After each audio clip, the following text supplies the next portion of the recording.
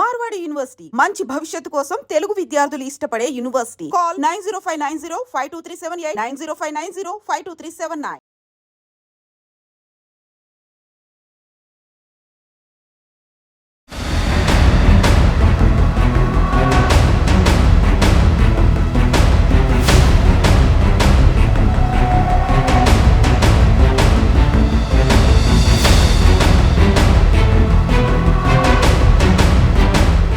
Welcome to I dream. కేంద్ర రాష్ట్ర ప్రభుత్వాలతో శాంతియుత చర్చలకు సిద్ధమంటూ మావోయిస్టు పార్టీ లేఖ విడుదల చేసింది. అభయ్ అన్న పేరు మీద వచ్చిన లేఖలో తెలుగులో చాలా స్పష్టంగా రాశారు. కొన్ని కండిషన్లు పెడుతూ లేఖను విడుదల చేసిన పార్టీ తర్వాత జరగబోతున్న పరిణామాలు ఏ విధంగా ఉండబోతున్నాయి, నిజంగా చర్చల పేరిట ఆ కాల్పుల విరమణ ఆగితే తర్వాత మంచి పరిణామాలు వస్తాయా లేవా, ఛత్తీస్గఢ్తో పాటు జార్ఖండ్, ఒడిశా, తెలంగాణ, మహారాష్ట్ర ఎన్ని ప్రాంతాల్లో కూడా చర్చలకు సిద్ధమంటూ పార్టీ లేఖ విడుదల చేసింది. అసలు చర్చలు ప్రారంభించిన తర్వాత ఛత్తీస్గఢ్తో పాటు మిగతా ప్రాంతాల్లో కాల్పుల మోత ఆగిపోతుందా లేదా, కగార్ పేరు మీద జరుగుతున్న కూంబింగ్ పులిస్టా పడుతుందా లేదా, ఈ రెండు మార్గాల మధ్య జరుగుతున్న ఆదివాసీలకి మంచి స్వాతంత్రం వస్తుందా లేదా అనే విషయాలు మనతో మాట్లాడడానికి గతంలో మావోయిస్టు పార్టీ కేంద్ర కమిటీ సభ్యుడిగా పనిచేసిన జనుగు నరసింహారెడ్డి అలియాస్ జంపన్న గారితో పాటు తెలంగాణలో ఎక్కువ కాలం ఎన్కౌంటర్ స్పెషల్గా పేరు పొందిన మాజీ పోలీస్ అడిషనల్ ఎస్పీ చంద్రమౌళి గారు ప్రస్తుతం మనతో ఉన్నారు. వీళ్ళిద్దరిని అడిగి కాల్పుల విరమణ అనేది జరిగితే పూర్తిగా ఆదివాసులకి న్యాయం జరుగుతుందా, లేదు ఇది కేవలం తాత్కాలికంగా జరిగే అవకాశమా? ఎందుకంటే 2004లో కూడా ఆంధ్రప్రదేశ్లో అప్పుడు ఇదే చర్చల పేరు మీద జరిగి తర్వాత కొంతకాలం చర్చలు ఆ టైంలో మాత్రమే కాల్పుల విరమణ జరిగాయి. కానీ తర్వాత రెండు వర్గాలు కూడా విడిపోయి మరోసారి యుద్ధ వాతావరణం నెలకొంది. కాబట్టి అదే సీన్ రిపీట్ అవుతుందా, లేదు ఇప్పటికైనా ఛత్తీస్గఢ్లో కానీ మిగతా అడవుల్లో ప్రాంతాల్లో కాల్పుల మోత ఆగిపోతుందా అనే విషయాన్ని ఇద్దరిని అడిగి తెలుసుకుందాం. అయితే దీనికన్నా ముందు ఈ లేఖ ఫేక్ లేఖ అంటూ కొంతమంది పోలీసు అధికారులతో పాటు కొంతమంది అంటున్నారు. అసలు లేఖ ఒరిజినల్దా కాదా అనే విషయం కూడా వీళ్ళిద్దరిని తెలుసుకుందాం. అన్న నమస్తే సార్. నమస్తే. సార్, ఇద్దరు సమకాలికలే. ఈయన ఒక కేంద్ర కమిటీ మాజీ సభ్యుడిగా పనిచేస్తున్న జంపన్ గారు, ఒకవైపు మీరు ఇక్కడ తెలంగాణ రాష్ట్రం ఉత్తర తెలంగాణలో తెలంగాణ రాష్ట్రంలో ఎన్కౌంటర్ స్పెషలిస్ట్గా పేరు పొందిన మీరు, అంటే మన విభేదాలు వేరేగున్నా వర్గాలు వేరేగున్నా ఇద్దరు మనుషులమే, మనందరూ సరదాగా చక్కగా ఉన్న వ్యక్తులు. మీ ప్రొఫెషన్లో మీరెంతో, ఆయన ప్రొఫెషన్లో ఆయన ఎంత, అందులో ఎక్కడికి ఎవరికి ఇంత తేడా లేదు. ఇప్పుడు లేఖ వచ్చేందుకు మనం మెయిన్ దీనికి వెళ్తాం. 2004లో కూడా అప్పుడో చర్చల పేరు మీద చర్చలు జరిగాయి. ఎక్కడో నల్లమల్ల నుంచి వచ్చిన బయటకు వచ్చిన అందరూ కూడా చర్చలు జరిపారు. అక్కడితో ఆగిపోద్దని అందరూ భావించాం. కానీ కొంతకాలంకే అది పడింది. కానీ తర్వాత తిరిగి ఓపెన్ అవ్వడం, తర్వాత మనకు జరిగిన పరిణామాలు మీకు తెలుసు, ఆయనకి తెలుసు, నాకు తెలుసు.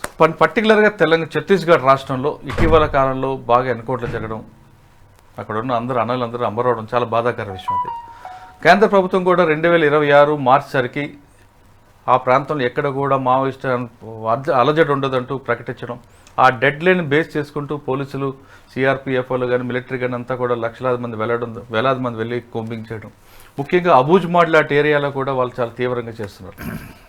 ఈ పరిణామాల నేపథ్యంలో మావోయిస్టు పార్టీ 28వ తారీఖు నాడు లేఖ విడుదల చేసింది. రెండు రాష్ట్ర ప్రభుత్వాలతో కూడా మేము చర్చలు సిద్ధంగా ఉన్నాం, శాంతియుత చర్చలకి. వాళ్ళు సహకరిస్తే కంప్లీట్గా మేము వాళ్ళతో మాట్లాడి ఆదివాసులకు ఏం కావాలో ఆ విషయం మేము చర్చిస్తాం. కానీ కొన్ని కండిషన్స్, కగార్ ఆపరేషన్ ఆపాలని, కోంబింగ్ ఆపరేషన్ అని, తర్వాత ఎన్కౌంటర్ పేరు మీద కాల్చిపారేయడాలు కానీ ఇవన్నీ కూడా తగ్గించాలని వాళ్ళు కోరుతున్నారు. అసలు ముందు మనం చర్చలకు వెళ్ళే ముందు ఈ లేఖ ఒరిజినలా కాదా అన్నది మీరు చెప్పాలి. మొదటగా నేను ఈ శాంతి చర్చల కమిటీకి సంబంధించింది కొద్దిగా చెప్పి తర్వాత నెక్స్ట్ అది ఫేకా కాదని చెప్తా.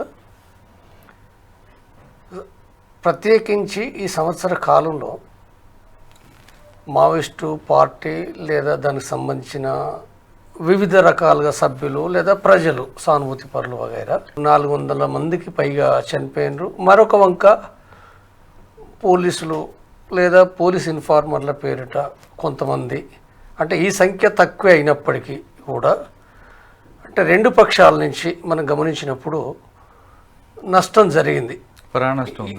ఇరువైపులా ఎక్కువ కావచ్చు, తక్కువ కావచ్చు, అది ఏమైనప్పటికీ ఈ నష్టం అనేది ఇది ఓన్లీ తెలంగాణే కాదు, ఛత్తీస్గఢ్లో కానీ భారతదేశ వ్యాప్తంగా కూడా ఇవాళ మీడియా కూడా ఎక్కువగానే ఇది ఉనికిలోకి వచ్చింది. కాబట్టి ఇదంతా చర్చిస్తుండ్రు, ఆలోచిస్తుండ్రు.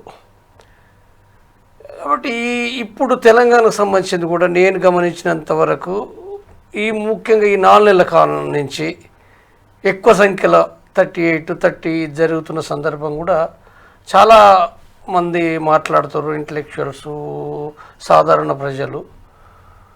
ఈ యుద్ధం అనేది అంటే యుద్ధము జరగాలి సరే, ఒక రకంగా గతం నుంచి 40 ఏళ్ళ కాంచి 50 ఏళ్ళ కాంచి ఇక్కడ యుద్ధము పోలీసులకు మావోయిస్టులకు, వాస్తవంగా పోలీసులు ఎవరంటే మావోయిస్టుల దృష్టిలో పట సాధారణ ప్రజల కిందనే లెక్క, వాళ్ళొక ఉద్యోగులే తప్ప వాళ్ళే పాలసీ మేకర్స్ కారనేది మావోయిస్ట్ పార్టీకి ఉండే విషయమే. అయినప్పటికీ యుద్ధంగా ఇది కొనసాగుతున్నది కాబట్టి ఇందులో చనిపోయేదంతా కూడా సాధారణ ప్రజలే, పోలీసులైనా మావోయిస్టులైనా వీళ్ళందరూ కూడా ప్రజలే, శ్రమజీవుల బిడ్డలే వీళ్ళందరూ. ఇప్పుడు నా పక్కకు కూర్చున్న చంద్రమౌళి గారు కూడా బహుశా కింది వర్గాల నుంచి వచ్చి తర్వాత పైకి ఎదిగిన వ్యక్తి. నేను కూడా కాకపోతే మోటివేషన్ కలిగిన వాడు కావచ్చు, అది అది అది ఏ రకంగానైనా ఉండొచ్చు అది. కానీ ఏమైనప్పటికీ మాత్రం చాలామంది చాలా వరకు కూడా కింది వర్గాల నుంచి శ్రమజీవుల నుంచి వచ్చిన వాళ్ళు కాబట్టి ఇదంతా కూడా ఇది సమాజంలో చర్చించబడుతుంది కాబట్టి బాధపడుతుండ్రు, యుద్ధం ఆగిపోవాలని కోరుకుంటుండ్రు. ఇది ప్రత్యేకించి ఈ నెల రోజుల కాలం లోపల తెలంగాణలో కూడా చాలామంది ఇంటలెక్చువల్స్ నేను కూడా చర్చించిన చాలామంది మాట్లాడుతున్నారు, ఇది ఆగిపోవాలి, ఎట్లా ఆగిపోవాలి, ఏ రకంగా ఆగాలి అనేది. ఇది అంటే ఒక వంక 2004 చర్చలు ఒక రకంగా అదొక విచారకరమైన విషయం, ఆ చర్చలు అట్లా ముగిసిపోవడం కారణాలు ఏమైనప్పటికీ. కాబట్టి ఇప్పుడు కోరుకుంటున్నారు. ఇప్పుడు ఈ మధ్య కాలంలో లోపల ఒక శాంతి చర్చల కమిటీ పేరుతో జస్టిస్ చంద్రకుమార్ అరగోపాల్ గారి నాయకత్వం లోపల కొంతమంది ఇంటలెక్చువల్స్ మీటింగ్ జరిగింది. దాంట్లో అందరూ ఇది ఏదేమైనప్పటికీ కాల్పుల విరమణ జరగాలి, చర్చలు జరగాలి, ఇంకా అనేకమైన షరతులు కాకుండా డైరెక్ట్గా ఇరుపక్షాలు మావోయిస్ట్ పార్టీ అయినా ప్రభుత్వం అయినా ఇవి జరగాలన్నది అందరూ బలంగా చర్చించారు. రాని వాళ్ళు కూడా చాలామంది మాట్లాడారు. ఈ ప్రక్రియ కొనసాగుతున్నది. ఈ ప్రక్రియ ఇది సోషల్ మీడియాలో ఈ చర్చ తిరిగి ఇప్పుడు మావోయిస్ట్ పార్టీ స్టేట్మెంట్ ఏదైతే ఉందో ఆ స్టేట్మెంటు గమనించినప్పుడు నేను క్లీన్గా చదివిన. అంటే గతంలో కూడా ఫేక్ స్టేట్మెంట్లు కూడా 1-2 సందర్భాలు వచ్చినవి కూడా ఉన్నాయి. కాబట్టి ఇవి చదివినప్పుడు ఈ స్టేట్మెంటు ఫేక్ అవునా కాదా అనేది అంటే నాకున్న తర్కబద్ధమైన నాలెడ్జ్ నుంచి నేను గమనించినప్పుడు అది ఫేక్ కాదు, అది ఒరిజినలే. మావోయిస్ట్ పార్టీ ఒరిజినల్గా అంటే గత చరిత్రను ఉదాహరిస్తూ తర్వాత కొన్ని విషయాలు అంటే దాని స్టైల్ను ఆ చెప్పే తీరును గమనించినప్పుడు అది పూర్తిగా ఒరిజినల్గానే. తర్వాత ఇంకొకటి కూడా ఏంటంటే బయట అది అంటే మార్నింగ్ నుండి అది సోషల్ మీడియాలో ఇతర గ్రూపుల్లో కూడా చర్చకి వెళ్ళిపోయింది.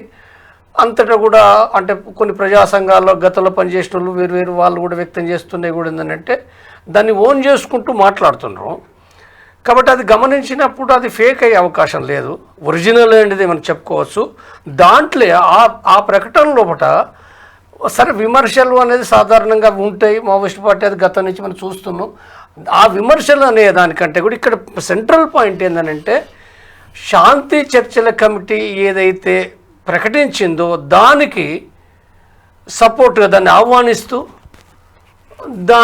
అదే స్పిరిట్ పైన కూడా కొనసాగాలని కోరుతూ వాళ్ళు తిరిగి మేము మా సైడ్ నుంచి మేము శాంతి చర్చలకు మేము సిద్ధమే అనే విషయాన్ని చెప్పడం. తర్వాత రెండోది ప్రభుత్వం నుండి సానుకూలంగా కొన్ని షరతుల్లాగా కొన్ని ఉన్నప్పటికీ షరతులు అనేది ఖచ్చితమని కాకుండా సానుకూలమైన ఒక ప్రకటన ప్రభుత్వం చేయడం ద్వారా మేము మళ్ళీ కాల్పుల విరమణ ప్రకటించలేదు, చర్చలకు సిద్ధం అన్నారు, మేము కాల్పుల విరమణ ప్రకటించడానికి సిద్ధం అనే విషయాన్ని వాళ్ళు ప్రకటించడం అనేది ఏందో శాంతిని కోరుకునే ప్రజలు ఎవరైతే ఉన్నారో మేధావులు కావచ్చు రకరకాల ప్రజలందరూ కూడా ఇది ఒక రకమైన ఒక శుభసూచకం ఆహ్వానించదగింది. కాబట్టి ఇది ఏదైతుందో అంటే ప్రభుత్వం కూడా వాస్తవంగా ప్రభుత్వం కూడా మనకు ఛత్తీస్గఢ్ లోపల బీజేపీ ప్రభుత్వం వచ్చిన తర్వాత కూడా అక్కడ ముఖ్యమంత్రి మాట్లాడిండు. తర్వాత హోంమంత్రి అమిత్ షా కూడా అక్కడికి రాయపూర్కి వచ్చి తను కూడా చర్చలకు రావాలని పిలిపించాడు. సరే అది మావోయిస్టు పార్టీ లేట్గా స్పందించింది, అది మొత్తం అది సరిగా ఆ ప్రక్రియ కొనసాగలే. తెలంగాణలో ఒక మీటింగ్ అయింది, ఆ మీటింగ్ బేస్ చేసుకొని పార్టీ కూడా చేయడం మంచి సంతోషం. కొంతమంది ఏమంటారంటే చర్చల పేరు మీద వస్తానన్నప్పుడు సెంట్రల్ గవర్నమెంట్తో కానీ స్టేట్ గవర్నమెంట్తో కానీ సంప్రదింపులు జరపాలి. కానీ ఒక తెలుగులోని ఇచ్చారు, ఇంగ్లీష్ హిందీలో ఇచ్చి ఉంటే దానికి ఒక పరిష్కారం ఉండేది కదా, నిజమని నమ్మేవాళ్ళు కదా అంటారు. అది అంటే ఇప్పుడు వాళ్ళు 24th శాంతి చర్చల కమిటీ మీటింగ్ అయితే వాళ్ళు 28th వాళ్ళు రాసిండ్రు. చాలా తక్కువ కాలంలో బట్టే వాళ్ళు అర్థం చేసుకుని వాళ్ళు రాసిర్రు. అంటే తప్పనిసరిగా వాళ్ళ కాడ హిందీలో ఇంగ్లీష్లో వెంటనే ప్రతి సందర్భంలో రాయాలి, అదే అంతా ఉండాలని కూడా ఏం లేదు. చాలా అంటే మనం గమనిస్తే వివిధ సందర్భాల్లో బట్టి ఓసారి హిందీలో ఇచ్చారు, తెలుగులో కూడా ఇవ్వలేదు, ఒక్కొక్కసారి తెలుగులో ఇచ్చి హిందీలో ఇవ్వని చాలా ఉన్నాయి. నేను లోపల ఉన్నప్పుడు జరిగినాయి, తర్వాత కూడా జరుగుతాయి. అవి అవి పట్టించుకోదగిన విషయాలుగా. కానీ అభయ్ అనే పేరు మీద వచ్చింది. అభయ్ అంటే అలియా మల్లోజ వేణుగోపాల్. అవును, ఆయన ప్రస్తుతం అసలు ఆ ప్రాంతంలో లేరు, కానీ ఆ లెటర్ వచ్చింది ఆ ప్రాంతం కాబట్టి అని అంటున్నారు. అంటే ఎక్కడుండే రాయొచ్చు అనేది కూడా ఉంది ఒక వాదన. అభయ్ అనేది ఎక్కడున్నాడు, ఉండడా లేదా అనేది మనం ఏం చెప్పలేము. వాళ్ళు రహస్యంగా ఉంటారు, ఉండొచ్చు ఉండకపోవచ్చు. తర్వాత వాళ్ళకు కూడా ఏదో ఒక రకమైన నెట్వర్క్ని వాళ్ళు డెవలప్ చేసుకున్నారు ఎప్పటి నుంచో. ఒక్కొక్కసారి చాలా తొందరగా ఇస్తారు, ఒక్కొక్కసారి చాలా లేటుగా కూడా ఇస్తారు. కాబట్టి లేదు అభయ్ అనే వాళ్ళు ఎవరైతే ఉన్నారో, అంటే ఎవరైతే అంటే పలానా వ్యక్తిని ఊహిస్తారో వాళ్ళు లేనప్పటికీ కూడా మరొక వ్యక్తినే ఇస్తాడు. లేదా ఆ వ్యక్తులు కనుక వాళ్ళు సమాచారం పంపగలిగితే అనేక రకాలు కూడా వాళ్ళు పంపగలుగుతారు. వాళ్ళు పంపినప్పుడు ఎవరో ఒకరు ఆ పేరు మీద కూడా ఆ స్టేట్మెంట్ ఇస్తారు వాళ్ళు. కాబట్టి ఇవి దాంట్లో పట్ల ఏమి అనుమానించాల్సిన అవసరం లేదు. సార్ మీరు చెప్పండి సార్, ఎప్పటి నుంచో చూస్తున్న ఉత్తర తెలంగాణలో అటు నిజామాబాద్ అవ్వచ్చు, వరంగల్ అవ్వచ్చు, అన్ని ప్రాంతాల్లో మీ సహచరుని కోల్పోయారు ఒక దశలో. వీళ్ళే కమిట్మెంట్ గా పని చేసుకుంటూ వచ్చారు, దాని ఎఫెక్ట్ ఇంకా నా మీద నడుస్తుంది. కమిట్మెంట్ గా వచ్చారు మీరు. 2004లో చర్చల పేరు మీద జరిగినప్పుడు కూడా మీరు ఉన్నారు. ఆ చర్చలు అవుతాయి అనుకున్నా కానీ అన్ఫార్చునేట్లీ అవ్వలేదు. ఇప్పుడు ఛత్తీస్గఢ్లో కూడా మీరు మనం చాలాసార్లు మాట్లాడినప్పుడు ఛత్తీస్గఢ్లో కూడా ఎప్పుడు దాన్ని ఫుల్ స్టాప్ పడాలి. ఎందుకంటే రెండు వైపులు నలిగిపోతున్న ఎవరంటే ఆదివాసీలు. వాళ్ళకి హ్యాపీగా ఉండాలని కూడా చర్చలు జరపాలనేది వచ్చింది. ఇప్పుడు దీని మీద మీ కామెంట్ ఏంటంటే? ఇప్పుడు చర్చలు ఏం చర్చలు? శాంతియుత చర్చలు, శాంతియుత వాతావరణానికి. ఎవరితోని? సాయుధులతోని. అది కుదిరే పని అన్నానండి మురళి గారు. సాయుధులతోని శాంతియుత చర్చలు ఎప్పుడు? అంటే వాళ్ళు తుపాకీ కాల్పులు, వాళ్ళు తుపాకీలు వదిలిపెట్టి ప్రజాస్వామ్యంలో కలుస్తాము, కలిసినాము అంటేనే శాంతియుత చర్చలు. ఇప్పుడు అంతెందుకు, ఒకప్పుడు జంపన్ అన్న, నేను జనార్దన్ రెడ్డి అన్న, జిఎన్ రెడ్డి ఆయన జంపన్గా ఉన్నప్పుడు, నేను చంద్రమౌళిగా ఉన్నప్పుడు ఇలాగే కలిస్తే ఏం చేసుకునే వాళ్ళము. కానీ ఇప్పుడు మంచిగా పక్క కూర్చొని మాట్లాడుకుంటున్నాం. ఎందుకు? ఆయన మంచిగా సరెండర్ అయిపోయినాడు ప్రభుత్వానికి. నాకు ఆ సాయుధ పోరాటంలో నమ్మకం లేదన్నాడు, ప్రజాస్వామ్యంలో కలిసినాడు, హ్యాపీగా ఉంటున్నాడు. అట్లాగే వాళ్ళందరూ ఆయుధాలు విడిచిపెట్టి లొంగిపోయి వస్తే అందరితోని చర్చలు జరుపుతారు కదండి. ప్రభుత్వానికి కావాల్సిందేమి? ప్రజలు బాగుండడం. ప్రజలు మేము ఇలా ఉంటాము అంటే అలా బాగుండండి. కానీ మీరు తుపాకులు బట్టి అందరినీ చంపుతాము, మిమ్మల్ని చంపుతాము, మేము చంపుతాము, మేము ఒక్కరమే ఉంటాము అంటే ఏ ప్రభుత్వమైనా ఓరుస్తుందా? కానీ రేపటి దినం వాళ్ళ ప్రభుత్వమే వచ్చింది అనుకోండి, వేరే వాళ్ళు తుపాకీలు పట్టుకొని తిరిగి ప్రజలను చంపితే ఊరుకుంటారు వాళ్ళు? ఇదంతా కాని పని, ఇదంతా అయ్యేది కాదు. ప్రభుత్వం ఒకసారి కూడా ఆల్రెడీ మోసపోయింది 2004లో. ఒక పక్క చర్చలు అంటుంటారు, ఒక పక్క కమ్యూనిజం అంటుంటారు, ఒక పక్కనేమో తెలివివంతులను ధనవంతులను చూసి ఓరు వద్దంటున్నారు. స్వామిక పేరు మీద కొంతమందే బాగుపడుతున్నారు. 70-80 దశకాలలో నిజంగానే మన రాష్ట్రం కొంత వెనుకబడి ఉండి, అప్పుడు రష్యా ప్రభావం కమ్యూనిస్టుల మీద ఉండి నిజాం పోరాటానికి కొంత సపోర్ట్ చేసినారు ప్రజలు కమ్యూనిస్టులకు. తర్వాత వీళ్ళ పోరాటం వచ్చింది, కమ్యూనిజం, లెనినిజం, చైనాయిజం ఇవన్నీ వచ్చినాయి, మావోయిజం. దాంట్లో కూడా కొంతమంది ప్రజలు సపోర్ట్ చేసి ఉంటారు. అప్పుడు వీళ్ళు కొంచెం స్టూడెంట్స్గా, యువకులుగా ఉన్నవాళ్ళు, ఉడుకు రక్తంతో ఉన్నవాళ్ళు ప్రజలలో పోతే ప్రజలు ఆదరించినారు, చేసినారు. ఎంతవరకు వాళ్ళు ప్రజలు వీళ్ళకి నమ్మినారంటే సాయుధ మార్గం అని వాళ్ళకి తెలియదు, వీళ్ళు చంపుతారని తెలియదు. ఏదో అందరినీ బాగుండాలని కోరుతున్నారు, అందరు బాగు కొరకు పనిచేస్తారట అని అందరూ వీళ్ళకు స్వాగతించినారు, అభిమానించినారు, ఆదరించినారు. కానీ వీళ్ళకు ఒక్కసారి అక్కడ షెల్టర్ దొరికి ప్రజలు మాట్లాడినాక తుపాకులు బయట నుంచి తెచ్చుకొని అటు ప్రజలను, ఇటు ముఖ్యంగా పోలీసు వాళ్ళని చంపడం స్టార్ట్ చేస్తే వీళ్ళ డౌన్ఫాల్ స్టార్ట్ అయింది. ఏ ప్రభుత్వం కానీ ఏ ప్రజలు కాదు. ఇప్పుడు వీళ్ళని ఎవరైతే ప్రజలు ఆదరించి ఊర్లలోకి తెచ్చి షెల్టర్లు ఇచ్చినారో ఆ ప్రజలే మాకు ఇన్ఫర్మేషన్ ఇచ్చినారు, ఇక్కడ వచ్చి అరాచకాలు చేస్తున్నాడు సార్ తీసుకెళ్ళండి అని. అంత దూరం వచ్చినారు. మరి ప్రజలకు అక్కర్లేని పార్టీలు ఎందుకు, సాయుధాలు ఎందుకు, పోరాటాలు ఎందుకు? అక్కడ ఉన్న వాళ్ళందరూ, ఛత్తీస్గఢ్లో ఉన్న వాళ్ళందరూ ఎవరండి? తెలంగాణలో అరాచకాలు చేసిపోయిన వాళ్ళే చాలామంది ఉన్నారు ఎక్కువ. కాబట్టి వాళ్ళు ముందు సాయుధ పోరాటం పంతా వీడాల, తుపాకులు వదిలిపెట్టాలి, ప్రభుత్వానికి సరెండర్ కావాలి. అప్పుడు ప్రభుత్వం చర్చిస్తుంది ఎవరితోనంటే వాళ్ళకి. ఇప్పుడు కాంగ్రెస్ గవర్నమెంట్ ఉంది, మిగతా పార్టీలతో చర్చిస్తుంది, మిగతా పార్టీలు ప్రభుత్వంలో ఉన్నాయి, అపోజిషన్ వాళ్ళతో చర్చిస్తుంది. అంటే మీరు అన్నట్లుగా తుపాకులు విడిచిపెట్టి చర్చలకు వస్తే స్వాగతించవచ్చు. తుపాకులు వదిలినాకనే చర్చల ప్రస్తావన, సాయుధ పోరాటం ఆ పంతానే వీడాల. అంటే గతంలో కూడా 2004లో ఇదే చర్చల పేరు మీద ఇటు పోలీసులు లబ్ధి పొందారు, అటు పార్టీ కూడా బలపడింది కదండి 2004. ఆ పార్టీ బలపడటానికి, ఆ టైం తీసుకోవడానికి, ఆ గ్యాప్ నింపుకోవడానికి వీళ్ళు చర్చలోనే ఒక కలర్ ఇస్తున్నారు తప్పితే చర్చలు హరిగోపాల్ చెప్తే వినేది లేదు. హరిగోపాల్ ఏంటో అందరికీ తెలుసు, మిగతా వాళ్ళు ఏంటో అందరికీ తెలుసు. ఏ టైం ఉంటే అది మాట్లాడే. పోలీసులు కూడా బలపడ్డారు కదా, వాళ్ళ యొక్క మాకు టైం దొరుకుతుంది కదండి. ఒక చర్చలప్పుడు కాకుండా మిగతా అప్పుడు కూడా మేము ఎప్పుడూ బలపడతాం సార్. అన్న ఇప్పుడు ఇంకో విషయం చెప్పండి, చర్చల మీద రావడం అనేది కొత్త ఏం కాదు. ఇది 1976లో కొండపల్లి సీతారాం గారు రాసుకున్నారు. అదే టైంలో ఒక లెటర్ రాశారు, కొంతకాలం పార్టీకి విరమణం ప్రకటిద్దాం, మనం మళ్ళా బలం పుంజుకున్న తర్వాత మళ్ళీ మన రాజ్యం మీద యుద్ధం చేద్దామని. అప్పుడు ఆయన రాసుకున్న లెటర్ని అప్పుడు పార్టీ వ్యతిరేకించి ఆయన పక్కన పెట్టింది. ఇప్పుడు తిరిగి అదే బేస్లో రావడం, ఎందుకంటే ఛత్తీస్గఢ్, జార్ఖండ్లో పార్టీకి పెద్దపేట, అక్కడ అడ్డా అది. అక్కడే ఉనికిని కోల్పోయిన పరిస్థితి ఇప్పుడు పార్టీకి వస్తుంది. కాబట్టి కొంత విరమణ ఇద్దామనే ఉద్దేశంతో కొండపల్లి సీతారామన్ రాసుకున్న లెటర్ని ఇప్పుడు దాని తెర ముందు తీసుకొచ్చేస్తున్నారు అనేది వాస్తవం కాదా? నేను అంటే ఫ్యాక్ట్ సంబంధించింది 1976లో కొండపల్లి సీతారామయ్య సాయుధ పోరాట విరమణ ప్రకటించింది వాస్తవం. అవును, ప్రభుత్వంతో చర్చలు చేయలేదు అన్నాడు. సాయుధ పోరాటం ఆపుదామనా? ఆ విరమణ ఏంటంటే అసలు సాయుధ పోరాటమే లేదన్నాడు. ఏ రూపంలో ఉందనంటే వర్గశత్రు నిర్మూలన. ఎవరైతే చాలా పెద్ద భూస్వాములు ఉన్నారో వాళ్ళను ఎక్కడున్నారని చెప్పి అది ఏరి చంపడం అనేది అది వర్గశత్రువుల నిర్మూలన కార్యక్రమం. ఇది కొండపల్లి సీతారామయ్య దృష్టిలో బట్టి ఇది సరైన పద్ధతి కాదు. ఇది అంటే ప్రజలను మనం ఆర్గనైజ్ చేయాలి, సంఘటితపరచాలి. ఇది సంఘటితపరచకుండా భూస్వాములను చంపడమే ఇదే యుద్ధంగా భావించడం ఇది తప్పు అనేది కొండపల్లి సీతారామయ్య బలమైన భావన అది. కాబట్టి ఈ భావనను దృష్టిలో పెట్టుకున్నప్పుడు ఆనాన్న యువకులను మార్చడానికి, అంటే వాళ్ళకి అదే సాయుధ పోరాటం అనుకుంటున్నారు కాబట్టి అది ప్రకటించాడు. ఆ అర్థంలో వాస్తవంగా సాయుధ పోరాటం చేసింది లేదు, దానికి విరమణ లేదు. ఎందుకంటే సాయుధ పోరాటమే లేదు కదా, దళాలే లేవు కదా. దళాలు 1980లో కదా వచ్చినాయి. కాబట్టి ఆనాడు లేదు కాబట్టి అది ప్రకటించిండు. కొంతమంది కన్ఫ్యూజన్ గురైనరు, తిరిగి మళ్ళీ వాళ్ళని కన్విన్స్ చేయడం జరిగింది, అర్థం చేసుకున్నారు. ఇది ఒక చరిత్ర. తర్వాత మనకు చరిత్ర లోపల 1990 లోపల చెన్నారెడ్డి ముఖ్యమంత్రిగా ఉన్నప్పుడు మనకు చర్చలు జరగలే కానీ చర్చలకు సంబంధించిన ఒక వాతావరణం ఒక 6 నెలలు 8 నెలల కాలం కొనసాగింది. టేబుల్ మీదకి రాలేదు అది.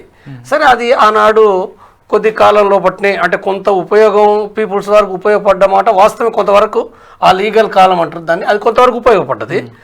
తిరిగి మళ్ళీ మనకు వచ్చింది ఎప్పుడు 98 నుంచి ఈ చర్చలు జరగాలని ఈ చర్చ అంతా జరిగి 2002లో చంద్రబాబు ముఖ్యమంత్రి ఉన్నప్పుడు అది కొద్దిగా ముందుకు వచ్చింది. కాల్పుల విరమణ ప్రకటించడం, చర్చలు చేయాలని అనడం జరిగింది కానీ టేబుల్ ముందుకు రాలేదు. అది చాలా కొద్ది కాలం లోపలనే మళ్ళీ కాల్పులు జరగడం, ఇక్కడ ఎవరు ఏంటిదని నేను చర్చ చేయడం తలుచుకోలేదు. ఎందుకంటే నేను మాట్లాడేది ఇప్పుడు మావోయిస్ట్ పార్టీ తరఫున కానీ కాకుండా నేను విషయాన్ని దాన్ని అంటే అది అర్థం చేసుకోవడానికి నేను మాట్లాడుతున్నా. కాబట్టి ఇంట్లో తప్పులు ఏమైనప్పటికీ 2002 చర్చలు కొనసాగలేదు. తిరిగి మళ్ళీ రాజశేఖర రెడ్డి ముఖ్యమంత్రి అయిన తర్వాత ఎన్నికల ముందు నుంచే రాజశేఖర రెడ్డి మాట్లాడిండు. అంటే దానికి కారణం ప్రజల యొక్క ప్రజాస్వామికవాదుల యొక్క ఒత్తిడి. దాని మూలంగా రాజశేఖర రెడ్డి గారు మాట్లాడారు. తిరిగి చర్చలు అనేది 2004లో చివరి లోపల స్టార్ట్ అయినాయి. స్టార్ట్ అయ్యి ఒక కొద్ది నెలల లోపట్నే అవి మళ్ళీ చాలా కొద్ది నెలలు. వాస్తవంగా ఆనాటికి పీపుల్స్ వార్, అది వాస్తవం మావోయిస్ట్ పార్టీ కాదు, పీపుల్స్ వార్. అయితే సేమ్ టైం లోపల people's war party, MCC party 2 merger అయినాయి బీహార్ జార్ఖండ్ అడవుల్లో. వాస్తవంగా ఆనాడు జరిగినప్పుడు ఏంటంటే పీపుల్స్ వార్కి సంబంధించింది టోటల్ కేంద్ర కమిటీ చర్చలో పాల్గొలేదు. మనం గుర్తించవలసిన విషయం ఏంటంటే టోటల్ కేంద్ర కమిటీ కాదు. కేంద్ర కమిటీ యొక్క జనరల్ సూచనలు గైడెన్స్ ఉన్నమాట వాస్తవమే, కానీ అది పార్టిసిపేట్ చేయాలి. ఒకటి. రెండు ముఖ్యమైన పాయింట్ ఏంటంటే ఆంధ్రప్రదేశ్ ప్రభుత్వము ఇక్కడ ఉన్న తప్ప కేంద్ర ప్రభుత్వం ఆనాడిన కాంగ్రెస్ ప్రభుత్వం ఏదైతుందో వాళ్ళు పార్టిసిపేట్ చేయాలి. అయితే సోనియా గాంధీ ఆశీస్సులు ఉన్నాయి రాజశేఖర రెడ్డికి ఆశీస్సులు లేకుంటే ఏం జరగలేదు, వాళ్ళు ఒప్పుకోదాకనే అంతే. అవును. అయితే ఇక్కడ ఇది ఎక్కడ జరుగుతుంది? ఓన్లీ ఆంధ్రప్రదేశ్ ప్రభుత్వం ప్లస్ ఆంధ్రప్రదేశ్లోనే 3 రాష్ట్రాలు అంటే పార్టీగా ఏఓబి, ఏపీ, తెలంగాణ, ఈ 3. కాబట్టి ఈ 3 ఇందులో పార్టిసిపేట్ చేసినాయి. దండకారణ్యం కానీ, ఒరిస్సా కానీ, ఇతర రాష్ట్రాలు కానీ ఇందులో వాళ్ళకి ఏ సంబంధం లేదు. కాబట్టి ఇది జరిగింది ఏదైతుందో ఈ నేపథ్యంలో అంటే మనం గమనించడానికి ఇక్కడ అక్టోబర్లో సెప్టెంబర్ 21 తారీఖు అక్కడ మావోయిస్టు పార్టీ ప్రకటిస్తూ తర్వాత గెరిల్లా జోన్స్, విముక్త ప్రాంతాలు ఇవన్నీ కూడా ఏంటంటే పేపర్ మీడియాకు చాలా సెన్సేషనల్గా వచ్చింది. ఈ నేపథ్యంలో ఆనాడు ప్రధానమంత్రి ఉన్న మన్మోహన్ సింగ్ చాలా స్పష్టంగా ప్రకటించిందంటే మావోయిస్టు పార్టీ అనేది దేశానికి ప్రమాదం, దాన్ని చెప్పిండు అన్నాడు. తప్పనిసరిగా ఇక్కడ రాష్ట్ర గవర్నమెంట్ రాజశేఖర రెడ్డి దాని ఆధారంగా చేసుకుని ఉండాల్సిందే కదా. కాబట్టి వెంటనే రాజశేఖర రెడ్డి ఆ చర్చలు చదివడానికి ఆంధ్రప్రదేశ్లోనే ఎక్కువ ఉండేది, ఛత్తీస్గఢ్ ఇతర రాష్ట్రాలలో ప్రాబల్యం లేకుండే. కాబట్టి రాజశేఖర రెడ్డి ముందు ఉండి చర్చలు అన్నాడు. అంటే అక్కడ అంటే అది కేంద్ర స్థానం హైదరాబాద్ అయితే వాళ్ళ ఇందులో పార్టిసిపేషన్ లేదు, అంటే 300-400 మంది ఉన్నారు అక్కడ దళాలు. తెలంగాణలో పోలీసులు బలపడి ఎప్పుడైతే మార్క్సిస్ట్ పార్టీ, ఈ పీపుల్స్ పార్టీ కానీ ఏదైనా వీక్ అయిందో ఇంకా ఇక్కడ బతకలేము, ఇక్కడ ఉండలేము అనుకున్నారు. అప్పుడు ఛత్తీస్గఢ్కు పోయి అమాయకులు గిరిజనులను వాళ్ళని పట్టుకొని అక్కడ కూడా మీకు తెలియంది ఇక్కడ ఆఫీసర్లు సెంట్రల్ సిఆర్పిఎఫ్లో ఐబీలో పనిచేసిన వాళ్ళు చెప్తారు, రాసినారు కూడా. సేమ్ ఎల్టీటీ లాగా చేసినారు వీళ్ళు. ఫస్ట్ గిరిజన ప్రాంతాలను స్వాధీనపరచుకోవడానికి అక్కడ ఉన్న అమాయకులను కొంతమందిని చంపి, ఇన్ఫార్మర్ల పేరిట చంపి, మొత్తం అంటే ఎల్టీటీ కదా మిగతా పార్టీలను చంపి శ్రీలంకలో ఎట్లా బలపడిందో ఈ ఛత్తీస్గఢ్లో ఉన్న 38 జిల్లాలలో ఒక 6 జిల్లాల్లో 8 జిల్లాల్లో ఉంది. ఇది బీజాపూర్, సుక్మా, ఈ ప్రాంతాలలో అయితే ఇప్పుడు రాయ్పూర్ ఈ సైడ్ వైజాగ్ బార్డర్లో చూస్తే చాలా వండర్ఫుల్ డెవలప్మెంట్ ఉంది అది. సో ఎక్కడైతే అడవి ఉందో, ఎక్కడైతే అమాయక గిరిజన ప్రజలు ఉన్నారో వాళ్ళు భయానికో భక్తికో లేకపోతే వీళ్ళకి ఏదన్నా అవుతారని వాళ్ళను ముందు అనగదొక్కుతాము అని అన్నాం నా పదంలో. వాళ్ళను భయకంపితులను చేసి అక్కడ పార్టీ స్థాపించినారు. అందులో దండకారణ్యం, సెంట్రల్ పార్టీ, అబుస్గఢ, అది ఇవన్నీ. అక్కడికి పోలీసులు పోవాల్సినంత అవసరం కాదు. వీళ్ళంతా బలపడి వాళ్ళ శత్రువులను, వర్గ శత్రు నిర్మూలన ఈ గిరిజనులతోనే స్టార్ట్ చేసినారు. వీళ్ళతో మాట్లాడిన వాళ్ళను, వీళ్ళ దాంట్లో ఎదురు తిరిగిన వాళ్ళని చంపడం మొదలుపెట్టినారు. అక్కడ అయినాక తర్వాత ఈ భూ ఖనిజాలు వీటి గురించి ఎవరన్నా కాంట్రాక్టర్లు పోతే ఫస్ట్ వాళ్ళని చంపుతామని బెదిరించడం, వాళ్ళ లారీలను బెదిరించడం చేసి తర్వాత వాళ్ళ దగ్గర డబ్బులు వసూలు చేసి 1000 కోట్లు లక్షలు వసూలు చేసి అది ఇతర ప్రాంతాలలో తుపాకులు కొనడానికి, ఇతర ప్రాంతాలలో అంటే ఆ ఛత్తీస్గఢ్లోనే క్యాడర్ పెంచుకోవడానికి దోహదం చేసుకున్నారు. చదివి ప్రిన్సిపల్లు అందరికీ చదువు చెప్పి జంపనలాగా వీళ్ళను మోటివేట్ చేసి తీసుకునే పార్టీ కాదు, తీసుకొని పోయే కార్యకర్తలు కాదు ఇప్పుడు. కానీ మీ టైంలో మాత్రం అటువంటి ఐడియాలజీ వచ్చిన వాళ్ళు చాలా మంది ఉండేవారు. మా టైం అట్లుండే పట్టుకుని నేను ఇంత ఐడియాలజీ అయినా నాకు లేకపోతే నాకేందుకు, నేను మా ఊర్లో మధ్య జపం చేసుకుని కూర్చుంటుని. అప్పుడు పార్టీకి వచ్చిన వాళ్ళందరూ కూడా నన్ను ప్రభుత్వం కాదు పిలిచింది. వరంగల్లో నేను అన్నేళ్ళు ఉన్నానంటే ప్రభుత్వం ఉంచలేదు. నాకున్న ఇన్ఫ్లుయెన్స్ కానీ నాకున్న పొలిటికల్ కాదు, వీళ్ళు నన్ను ఉంచినారు. వీళ్ళు ఎక్కువ నేరాలు చేస్తారు, ప్రభుత్వం నువ్వోయా మీరంటే మీరు కాదు.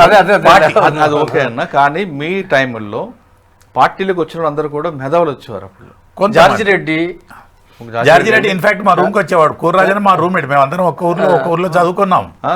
అప్పటి ఐడియాలజీ వేరు. ఈయన మన జంపన్న గారు కానీ వీళ్ళందరూ కొంచెం భేదావాదం ఏదో ప్రజలకు చేయాలి అని వచ్చారు. కానీ ఇప్పుడున్న మీరు అన్నట్లుగా అప్పుడు వాళ్ళ దాంట్లో సాయుధ పోరాటం అనే సిలబస్ లేదు. సాయుధ పోరాటం అనేది పెంబర్తి నుంచి స్టార్ట్ అయింది కదా. పెంబర్తిలో జనవరి 83లో కొండపల్లి సీతారామయ్య వచ్చి ఇక బతకలేము, మనం పోలీస్ స్టేషన్ దోసుకోవాలి, అల్లూరు సీతారామరాజు నీవే గెలుపురా ఏదో పాట ఉంది, అవన్నీ వేసి మనం పోలీస్ స్టేషన్లు కొల్లగొట్టాలి, మనకు తుపాకులు కావాలి, మన యూత్ అడుగుతున్నారు, ఈ పోలీస్ స్టేషన్లు కొల్లగొట్టాలంటే పోలీసు వాళ్ళని చంపాలి. అప్పుడు దాంట్లో కొంత క్యాడర్ ఏం చేసిందంటే సీతారామయ్య చెప్పిండని అనను, పార్టీ సిద్ధాంతం అనను, దేవాలయం పోయిన కానిస్టేబుల్ను, సినిమా చూసే కానిస్టేబుల్ను, ఇంటికి పోయే కానిస్టేబుల్ను, చాదాగే కానిస్టేబుల్ను వాడు సాయుధులుగా ఉన్నప్పుడు కాదు చంపడం మొదలుపెట్టారు. మనం ఇక్కడ మనం ట్రాక్లకు పోవాల్సింది అంటే ఇప్పుడు టాక్స్ అంటే మనకున్న టైంను కూడా మనం దృష్టిలో పెట్టుకున్నప్పుడు ఇప్పుడు సారు లేవనెత్తిన పాయింట్ ఏదైతే ఉందో అంటే ఒక అనుమానం అంటే అంటే ప్రత్యేకించి సార్ మాట్లాడిందంటే 2004ను ఉదాహరించిండు. 90ది కూడా సార్ చెప్పలే కానీ 90ది కూడా ఉంది. 2004 చెన్నారెడ్డి అంటే మీరు చెన్నారెడ్డి అప్పుడు చర్చలు అయినాయని నేను అనుకునే. చెన్నారెడ్డి గారు ఒక అభిప్రాయం వీళ్ళకు కొంచెం లిబరల్ గా ఇస్తే సాయుధ పంతా విడుస్తారు అని అనుకున్నారు కానీ వీళ్ళు చెన్నారెడ్డిని ప్రభుత్వాన్ని కూడా మోసం చేసి బలపడ్డారు. కొంచెం అంటే అప్పుడు మమ్మల్ని అరెస్ట్ ఆపమన్నారు వింటున్నారా? అవును, అప్పటికైతే ఎన్కౌంటర్ లేవు, పోలీసులను చంపేదాకా ఎన్కౌంటర్స్ లేనే లేవు. తర్వాత వీళ్ళు ఫస్ట్ కోమారెడ్డిని ఒక కానిస్టేబుల్ చంపినారు, ఏదో యాక్సిడెంటల్ అనుకున్నాము. తర్వాత కాగజ్ నగర్లోకి ఎస్ఐని చంపినారు, ఏదో లోకల్ ఫ్యాక్షన్ అని అనుకున్నారు. ఇట్లా చేసిండు అని వీళ్ళు చంపంగానే అతని గురించి చెడుగా ప్రచురించేవాళ్ళు, అది నమ్మినారు. కరీంనగర్లో ఒకటి అయింది. ఇక్కడ ఎప్పుడైతే వస్తున్నాను ఎక్కడైతే తప్పు జరిగిందో వస్తున్నాను, ఎస్ఐ భార్యతో ఉండగా కాజీపేటలో ఎప్పుడు చంపినారో అప్పటి నుంచి వీళ్ళు ఇంటెన్షనల్గా చంపడము చేస్తున్నారు అని పోలీస్ శాఖ ఒక జాగ్రత్తలు తీసుకోవాలని ఒక నిర్ణయానికి వచ్చింది. దీన్ని ఆపాలంటే ఏం చేయాలి? సాయుధులు ఉండకూడదు. చెప్పండి. అంటే ఒకటి ఇప్పుడు అక్కడ మనకు 2004 జరిగిన మీరు పోలీసులు హత్యలు చేసినాయి పార్టీ చెప్తే చేసినారా ఇండివిజువల్ గా చేసినారా చెప్పండి. చెప్తా 2004ది వచ్చినప్పుడు ఈ చర్చలు ఫెయిల్ అయినప్పుడు ఫెయిల్ కావడానికి సంబంధించిన ఏదో అంటే పూర్తిగా అంటే ఒక వంకని ఇంతకుముందు చెప్పినట్టుగా కేంద్రం నుంచి ఆదేశం వచ్చింది ప్రధానమంత్రి నుంచి. తర్వాత ఇక్కడ పార్టీ కూడా పీపుల్స్ వార్ మావోయిస్ట్ పార్టీగా మారింది. మావోయిస్ట్ పార్టీగా మారినప్పుడు తిరిగి దాని తీర్మానాలు కార్యక్రమం కొద్దిగా పాతదాన్ని పోలినది ఉన్నప్పటికీ కూడా కొంత డిఫరెన్షియేట్ వచ్చింది. ఏదైనప్పటికీ దాంట్లో ఇంక ఇంటర్నల్ పోతే చాలా విషయాలు ఉన్నాయి. ఏదైనప్పటికీ చర్చలు ఫెయిల్ అయినాయి. చర్చలు ఫెయిల్ అయినప్పుడు ఏదైతే అంటే ఒక 6 సంవత్సరాలుగా 98 నుంచి వాళ్ళు శంకరన్ గారి నాయకత్వంలో, అరగోపాల్ గారి నాయకత్వంలో పౌరస్పందన కమిటీ, మరొక వంక బొజ్జా తారకం వగైరా అంటే పీస్ ఇనిషియేటివ్ కమిటీ, ఈ 2 కమిటీలు కూడా చాలా సీరియస్గా ఏవైతే ప్రయత్నాలు చేసినారో ఈ ప్రయత్నాలు ఏవైతున్నాయో తిరిగి మళ్ళీ అరెస్టులు, ఎన్కౌంటర్లు లేదా మావోయిస్ట్ పార్టీ నుంచి కూడా తిరిగి మళ్ళీ వాళ్ళు కూడా ప్రతిహింస చేయడం ఎప్పుడైతే ఇది జరిగిందో ఒక రకంగా ఏ ప్రజాస్వామిక వాళ్ళని అనుకుంటున్నారో వాళ్ళకు నిరాశ వచ్చేసింది. ఏంటిదనే కాడికి వచ్చేసి అది బ్రేక్ అయింది ఇక్కడ.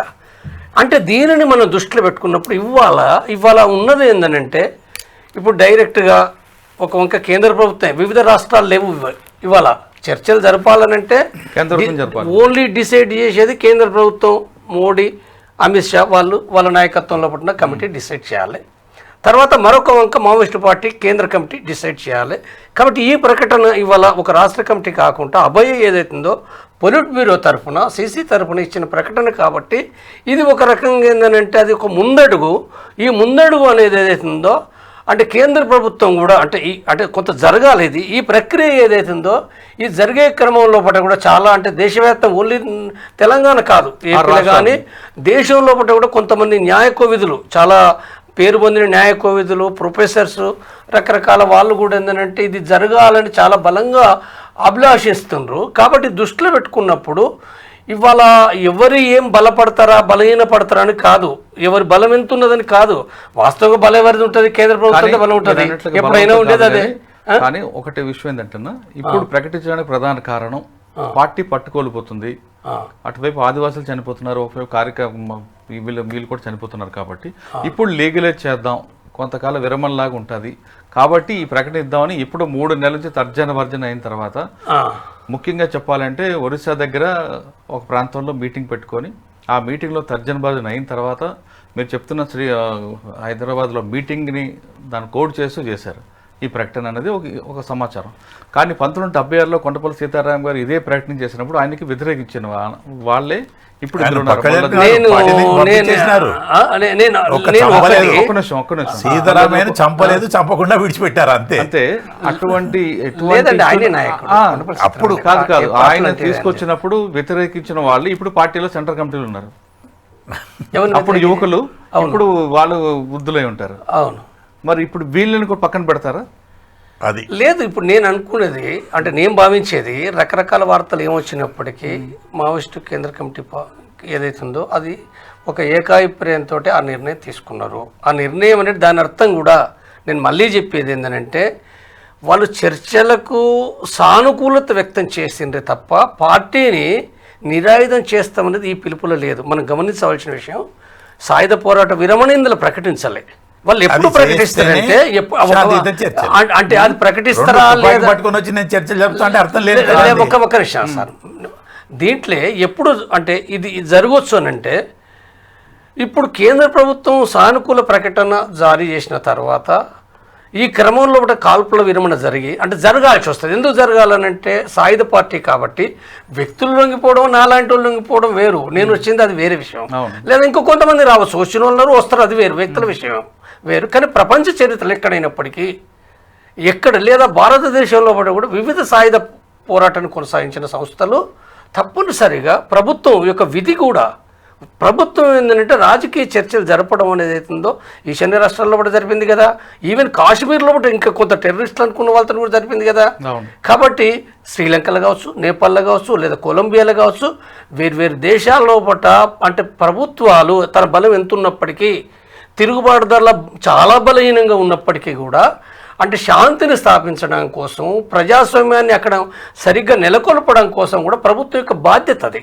కాబట్టి ఈ బాధ్యత అనుకున్నప్పుడు అంటే దేశంలో ప్రజాస్వామిక వాళ్ళు కూడా వీళ్ళు ఇదే మావోయిస్టు పార్టీ సపోర్ట్ అని కాదు, తిరుగుబాటుదారుల సపోర్ట్ ఉంటారా అనే కంటే కూడా వీళ్ళంతా కూడా ఒక ప్రజాస్వామ్యం శాంతిని కోరుకునే వాళ్ళు. కాబట్టి ఇలా గాంధేయవాదులు ఉంటారు, క్రిస్టియన్ మత బోధకులు ఉంటారు, లేదా వేర్వేరు పార్టీలు. ఇప్పుడు నాతోటి బీజేపీ వాళ్ళు కూడా నాతో మాట్లాడారు కొంతమంది, అంటే కొంత రియల్గా ఆర్ఎస్ఎస్ వాళ్ళు వాళ్ళు శాంతిని కోరుకునే వాళ్ళు కొంతమంది ఉన్నమాట.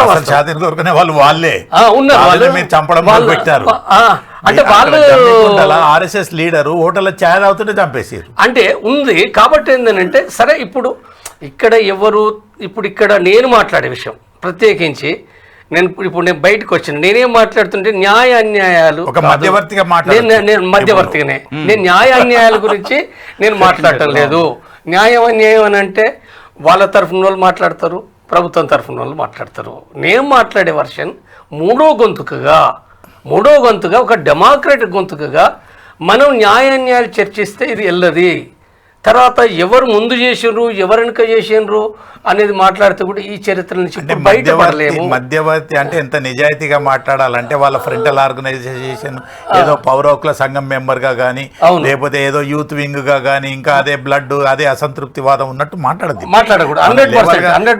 పక్కకు కూర్చున్నాను అంటే నువ్వు నిజమైన భారత శాంతియుత పౌరునిగా మాట్లాడవచ్చు. 100% సార్ మాట్లాడినాక 100% నేను భావించేది ఏంటంటే చాలా మందితో నేను మాట్లాడుతున్నది వాస్తవంగా. నేను ఎందుకు చెప్తున్నానంటే నేనేమి 4 నెలలు ఇప్పుడు ఇదే ఐ డ్రీమ్లో కూడా 4 నెలల క్రితం నేను ఇంటర్వ్యూ ఇచ్చిన మాడులో కూడా 38 మెంబర్స్ చనిపోయిన తర్వాత తిరిగి ఆ సందర్భంగా కూడా నేను ఎట్లా పరిష్కారం అని చాలామంది నన్ను అడిగారు. అంటే నా దృష్టిలో కూడా పరిష్కారం అయితే ఇప్పుడు చర్చలు జరగాలి అంటే నా అభిప్రాయం ఏంటంటే ఇప్పుడు నేను పార్టీ లైన్నే నేను విరోధించి వచ్చిన కాబట్టి నా అభిప్రాయం పార్టీ లైన్ అంటే పార్టీ పంతా సార్ అంతా నేను చెప్పుకునేది ఏంటంటే సార్ నేను సమానత్వాన్ని ఒకటినట్టు సార్ నేను సమానత్వం నేను రాజ్యాంగంలో ఉన్నదని నేను కోరుకుంటున్నాను, నేను ప్రజాస్వామ్యాన్ని కోరుకుంటున్నాను. నేను అందరూ మీరు పాలించండి, మీరు శాంతి వాతావరణాన్ని దోహదపడండి, మన శ్రమజీవులందరూ పల్లెటూర్లలో మీరు చేసే అరాచకాలు ఆపండి. అప్పుడు శాంతియుత వాతావరణం ఉంది, నమ్ముతాం. నేను అదే అంటున్నా final గా సార్. ఒక విషయం నేను అదే అంటున్నా. తుపాకీ పట్టి కూడా ఒక ఇంటర్వ్యూ ఇచ్చినట్టు నాకు గుర్తు లేదు. ఇచ్చినావు కదా లోపల ఏకనగరం తర్వాత లోపల చాలా కాలం- ఏకనగరం తర్వాత చాలా కాలం అప్పుడు అన్నావా శాంతి అని? అప్పుడు వేరు కదా, అవగాహన వేరు కదా, అప్పుడు లైన్ వేరు కానీ కదా నేను సార్. పోలీసులు ఉన్నప్పుడు కూడా శాంతి అన్నా. అప్పుడు లైన్ వేరు, సార్, నేను మార్చుకున్నా కదా సార్ అది.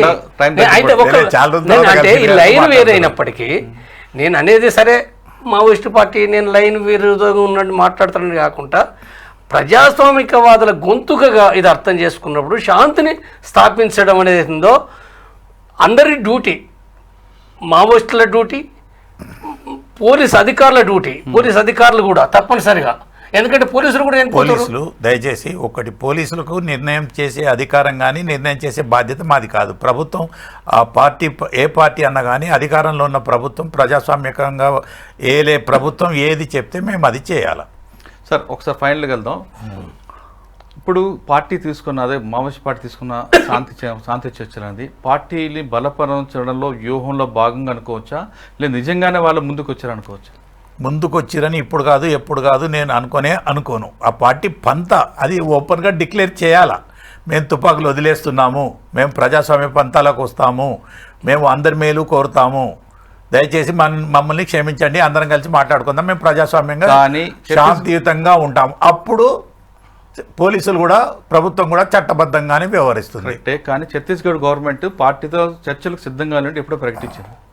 ఇక వీళ్ళు అన్నప్పుడు వాళ్ళు అంటుంటారు పోలీసు ఆపరేషన్లు ఆగుతున్నాయండి, ఆగడం లేదు కదా. అంటే అమిత్ షా కూడా స్వయంగా అమిత్ షా కూడా అంటాడు. ప్రకటించాడు. ఎందుకంటే సిద్ధంగా లేవు అంటున్నారు. ఆయన కూడా ప్రజాస్వామ్యయుతంగా ఎన్నికైన ప్రభుత్వంలో భాగమే కనుక చర్చలకు రమ్మంటున్నాడు. ఎట్లా రమ్మంటున్నాడు? తుపాకులు వేసుకొని రమ్మంటాడు లేదా? చర్చలకే లేదు, చర్చలకు లేవు, డోర్ క్లోజ్ అంటున్నారు. మరి ఇప్పుడు మీరు సరెండర్ కండి, సరెండర్ అయినాక మళ్ళీ పిలుస్తారు. మీరు సరెండరే కాకుండా ఎట్లా పిలుస్తాం మేము? లేదు సార్, అప్పుడు వాళ్ళు అప్పుడు కాదు, మాట్లాడింది ఇప్పుడు కాదు. మీరు ఎక్కడి నుంచి దాంట్లో రండి. ఉన్న meaning. ఒక్క నిమిషం, ఏంటంటే ఇన్ఫర్మేషన్ కోసం అమిత్ షా కానీ ముఖ్యమంత్రి కానీ ప్రకటించింది ఏంటంటే మీరు ఎక్కడి నుంచి అయినా మాట్లాడండి, ఫోన్లోనైనా మాట్లాడండి, మీ తరఫున ఎవరైనా పంపండి. అది దాని తర్వాత మరొక స్టేట్మెంట్ ఇచ్చారు. మీరు చెప్పింది అమిత్ షా గారు ఛత్తీస్గఢ్ వచ్చి ఇచ్చిన స్టేట్మెంట్ అది. చర్చలకు రావచ్చు, మాట్లాడచ్చు, వాళ్ళకి కావాల్సింది చేస్తాం, ఆదివాసుల అభివృద్ధి కోసం పార్టీ నిరంతర కృషి, అదంతా అయిపోయింది. తర్వాత ఎప్పుడైతే ఒకసారి మా సిఆర్పిఎఫ్ మీద అటాక్ అయిందో ఇంకా చర్చలు లేవు, డోర్స్ క్లోజ్ అని వాళ్ళు చాలా క్లియర్ గా స్టేట్మెంట్ ఇచ్చారు. మరి ఏ టైంలో ఏది ఇయ్యానో అది ఇవ్వాలి, అంతే కదండి మంత్రి గారి బాధ్యత. మీరు ఇప్పుడు చర్చలకు మేము అయ్యా తుపాకులు వదిలేస్తున్నాం, సరెండర్ అవుతున్నాం అంటే వద్దంటాడు ఆయన కాదు, ఎవరు వద్దన్నారు. అంటే ప్రపంచంలో ఏ దేశాలు కూడా వద్దు. నేను ఆశించేది ఏంటంటే ఒక ప్రజాస్వామికవాదిగా ఒక రాజ్యాంగం లోపల దీన్ని నేను అర్థం చేసుకున్నప్పుడు భారత ప్రభుత్వంగా, నేను ఒక పార్టీ రాజకీయాలు కాకుండా భారత ప్రభుత్వంగా తప్పనిసరిగా ఈ భారత ప్రభుత్వం అంటే రాజకీయ చర్చలను వ్యతిరేకించలేదు. ఏ ప్రభుత్వం అయినా అది ఏ పార్టీ అయినా కానీ, పార్టీ రాజకీయాలు వేరు ఉండొచ్చు, కానీ అయినంత మాత్రాన మన రాజ్యాంగాన్ని అనుసరించాల్సి వస్తుంది. కాబట్టి తప్పనిసరిగా రాజకీయ చర్చలను ఏ ప్రభుత్వం వ్యతిరేకించలేదు. కాబట్టి అది తిరిగి సరే మధ్యలో పూట మీరు అన్నది కావచ్చు, అది అంటే మామూలు ఉండొచ్చు. కానీ కాబట్టి ఇది అంటే ఇప్పుడు ఈ చర్చ ఇది అవసరం కూడా. అంటే చంపడం అని అంటే నేనేం చెప్తున్నానంటే ఈ నిర్మూలన కానీ విజయాలు కానీ నేను స్పష్టంగా చెప్పదలుచుకున్నా.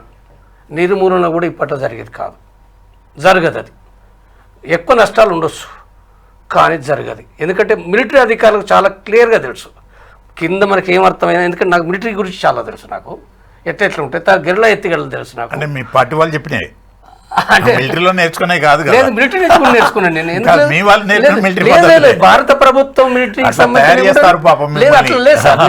నేను చదివినే సార్, అదే.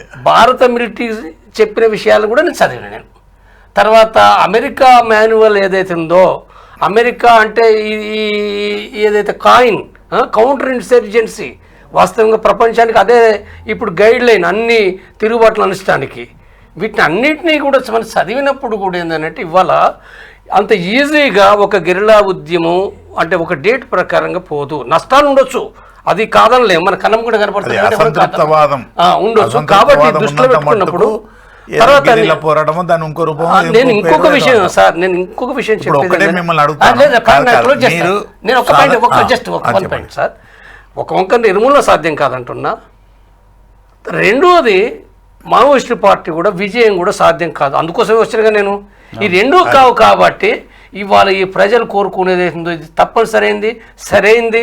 కాబట్టి ప్రజాస్వామికవాదులు అనుకునే వాళ్ళు ఎవరైతే ఉన్నారో, శాంతిని ఎవరైతే కోరుకుంటారో ఖచ్చితంగా ఇది 15 రోజుల నెలలని కాదు, కంటిన్యూగా దేశవ్యాప్తంగా జరపాలి, ఆపాలి. ఎందుకంటే చనిపోయేదంతా కూడా సాధారణ ప్రజలు, ఆదివాసులు. ఇది దృష్టిలో పెట్టుకున్నప్పుడు మనం తప్పనిసరిగా ఇది చేయాలి. ఇప్పుడు మనం చేయాల్సిందే. చెప్పండి అన్న. నేను చెప్తాను, జంపనని ఒకటే అడుగుతాను నేను. మీరు ఉద్యమంకి వెళ్ళి బయటకు వచ్చినారు, అవును, సాధారణ పౌరునిగా ఉంటున్నారు. ఇప్పుడు నీ చేతిలో తుపాకీ లేదు, ఆ చంపే ఉద్దేశం లేదు, ఏమి లేదు. ఇప్పుడు మీతో కూడా ప్రభుత్వం ఒక సాధారణ పౌరునితో ఎంత గౌరవంగా ఎంత మర్యాదగా ప్రవర్తిస్తుందో అట్లా ప్రవర్తిస్తుంది. అట్లాగే వాళ్ళందరూ కూడా తుపాకులు పట్టుకొని ఆ పంథాను, సరే సిద్ధాంతాలు ఏమన్నా ఉండని, కమ్యూనిజం సోషలిజం అవన్నీ ఉండని, మనకు సంబంధం లేదు. ప్రజలను చంపేది, హత్య ద్వారానే రాజకీయ అధికారం వచ్చేది, తుపాకీ కొట్టడం ద్వారా వచ్చేది, అదంతా మానుకొని సరెండర్ అయ్యి వస్తే ఏ ప్రభుత్వం ఉన్నా చర్చలు, బీజేపీ ప్రభుత్వం ఉండని, కమ్యూనిస్ట్ ప్రభుత్వం ఉండని, ఈవెన్ వాళ్ళ ప్రభుత్వం ఉండని. కానీ ప్రస్తుత పరిస్థితుల్లో మాత్రం వాళ్ళు తుపాకులు వదలకుండా ఏదో వాళ్ళ ఫ్రంటల్ ఆర్గనైజేషన్స్ పాతలు నా జమానా వాళ్ళు వాళ్ళతోనే మాట్లాడించడం, వాళ్ళతోనే కుక్కరకు అనిపించడం, వాళ్ళతోనే ఇది అనిపించడం, అది అయ్యే పని కాదు. బోబో అనిపించడం. వాళ్ళు కేంద్ర కమిటీ సెక్రటరీ, మేము ఆయుధాలు వదిలేస్తున్నాము, మేము పంతా వదులుతున్నాము, సాధారణ ప్రజల్లాగా ప్రజాస్వామ్యంలోనే ప్రశాంతంగా బ్రతుకుతామంటే ఏ ప్రభుత్వమైనా ఇస్తుంది. ఈవెన్ నేనే రాయబారం చేస్తాను. ధన్యవాదాలు. ఛత్తీస్గఢ్ రాష్ట్రంతో పాటు జార్ఖండ్, ఒడిశా, తెలంగాణతో పాటు మరికొన్ని రాష్ట్రాలు ఎక్కడైతే మావోయిస్టు ప్రభావిత ప్రాంతాలు ఉన్నాయో ఆ ప్రాంతంలో కాల్పులు మూత ఇకపై ఆగిపోవాలంటే ఖచ్చితంగా చర్చలు అవసరం అంటున్నారు చంద్రమౌళి గారు. కానీ తుపాకులు విడిచిపెట్టి వస్తేనే చర్చలు, తుపాకులతో వస్తే సాయుధ పోరాటం. మరోవైపు మాజీ కేంద్ర కమిటీ సభ్యుడు జంపన్న గారు చాలా స్పష్టంగా చెప్తున్నారు, చర్చల ద్వారా వస్తామంటే రాజ్యాంగం, భారత రాజ్యాంగం హక్కు కాబట్టి ఎవరికైనా ప్రభుత్వం సహకరించాలి. కానీ కేంద్ర ప్రభుత్వం ముందుకు వచ్చి చర్చలు జరిపి ఇప్పుడు ఎక్కడైతే మావోయిస్టు ప్రభావిత ప్రాంతాలను అన్ని రాష్ట్రాలతో కలిపి కోఆర్డినేట్ చేస్తే దీన్ని పులి స్టాప్ పడుతుందని చెప్తున్నారు. ఎందుకంటే ఆదివాసీలు నలిగిపోతున్నారు, రెండు పక్కల కూడా ఆదివాసులు ప్రాణాలు. ఇప్పుడు ఆదివాసీలు అనొద్దండి దయచేసి. సాయుధ పోరాటము, సాయుధ తుపాకీ వేసుకున్నప్పుడు ఒక విప్లవకారుడే అనాలి, కానీ మనం ఆదివాసి బ్రాహ్మణుడు అని అనకూడదండి. వాళ్ళొక్కరే కాకుండా అడవుల్లో నిలుస్తున్న ఆదివాసీలు ప్రాణాలు కోల్పోతున్నారు. కాబట్టి మరోవైపు ఇటు పోలీసులు అవ్వచ్చు, ఇటు మావోయిస్ట్ పార్టీ ఇద్దరు కూడా భారతదేశ పౌరులు కాబట్టి వాళ్ళు కూడా మరణిస్తున్నారు. ఈ రక్తపాతాన్ని పులి స్టాప్ పెట్టాలంటే ఖచ్చితంగా చర్చల ద్వారానే పరిష్కారం అవుతుందని వీళ్ళిద్దరు నమ్ముతున్నారు. ఇది శాంతియుత చర్చలపై మావోయిస్ట్ పార్టీ ఇచ్చిన విడుదల లేఖపై చంద్రమౌళి గారితో, అదేవిధంగా జంపన్న గారితో ఎక్స్క్లూజివ్ మరో అంశాల్లో మళ్ళీ కలుద్దాం. అంతవరకు నమస్తే, థ్యాంక్ యూ. ధన్యవాదాలు.